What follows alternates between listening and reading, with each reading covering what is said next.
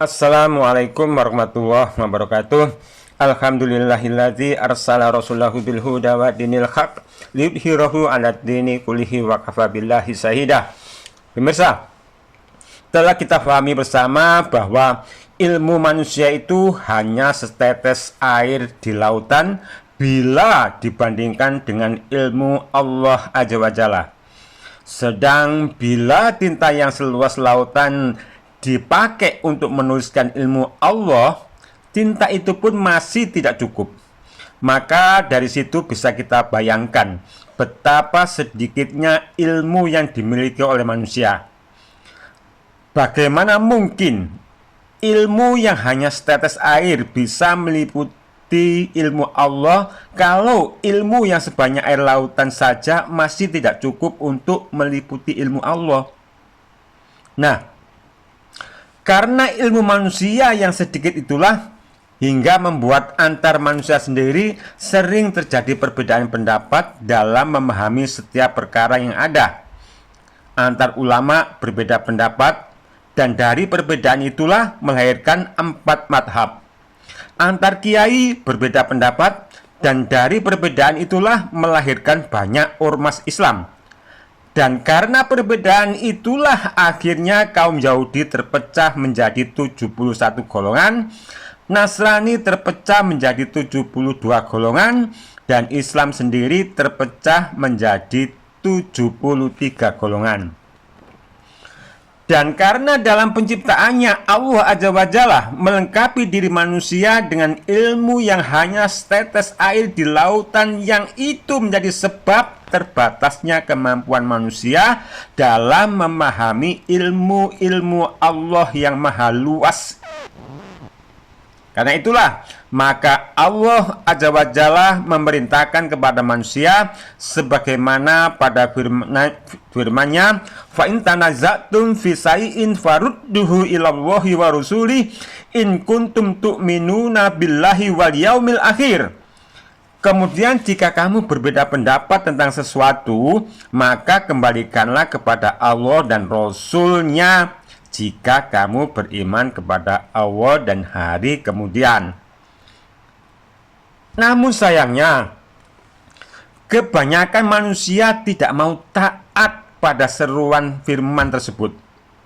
Kebanyakan manusia hanya menuruti hawa nafsu, dan bila nafsu membawa mereka terlalu bangga dengan kebangsaan, maka dari sinilah lahirlah sikap membangun peribadatan mereka dengan mengadopsi tradisi yang lahir dari kultur budaya yang mereka yakini sebagai kearifan lokal. Dan bila nafsu membawa mereka terlalu bangga dengan golongan, maka dari sinilah lahir sikap membangun peribadatan mereka dengan amalan-amalan yang sudah jadi identitas golongan.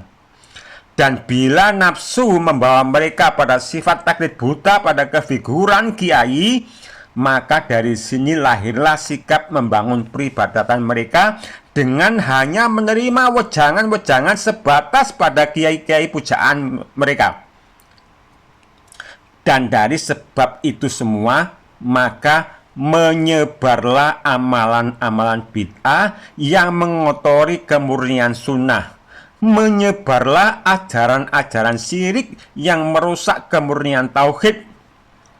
Kemudian dalam kondisi umat yang demikian, maka bermuncullah orang-orang yang diulamakan. Muncullah orang-orang yang diwalikan.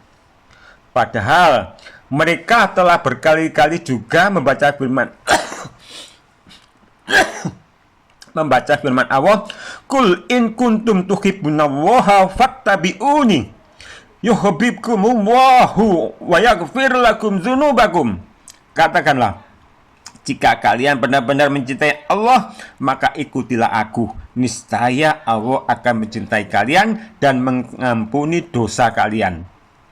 Namun lagi-lagi sayangnya, hanya sedikit di antara manusia yang telah membaca, memahami, meyakini, lalu mengamalkan pesan yang terkandung dari seruan firman itu, hingga mereka menjadi kelompok yang terasing.